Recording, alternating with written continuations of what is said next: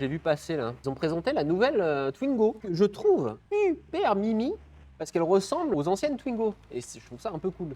Et j'ai appris un autre truc. Et je suis prêt à prendre votre avis dans le chat, mais je sens la douille arriver. La baie moteur ne s'ouvre plus. Oui, c'est un véhicule électrique et ils n'ont pas mis de coffre à l'avant, donc il n'y a pas de raison d'ouvrir le capot, mais je vois bien la douille arriver où, pour ouvrir le capot, soit c'est une chienlit absolue parce qu'il faut démonter des trucs, soit il faut une valise. Je sens le truc arriver où bientôt il va vous falloir des valises constructeurs pour ouvrir les baies moteurs. Alors oui, sur une voiture électrique, il n'y a pas besoin d'ouvrir la baie moteur, enfin la baie moteur souvent, mais devoir aller chez le concessionnaire et ne pas pouvoir aller chez d'autres garages pour faire entretenir, parce qu'il y a quand même un peu d'entretien. Parce qu'on dit à chaque fois, une voiture électrique, il y a zéro entretien. C'est faux, il y a un peu d'entretien. Et en retard, il y avait déjà des voitures comme ça. Oui, je sais qu'il y avait la voiture Mercedes où tu devais déjà passer par le constructeur. C'était l'équivalent. Alors, c'est l'EQS, si je ne me trompe pas. Il fallait passer chez Mercedes pour ouvrir le capot. On est sur des grandes berlines, sur des voitures qui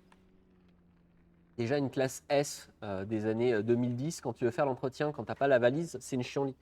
Et là, c'est des petites voitures. Alors ça une fortune, hein, ça reste des voitures électriques, mais c'est des petites voitures. Et me dire que je vais être obligé d'aller chez le constructeur pour juste ouvrir la baie moteur, c'est mettre le doigt dans un truc où je suis pas sûr à 100% de l'idée là.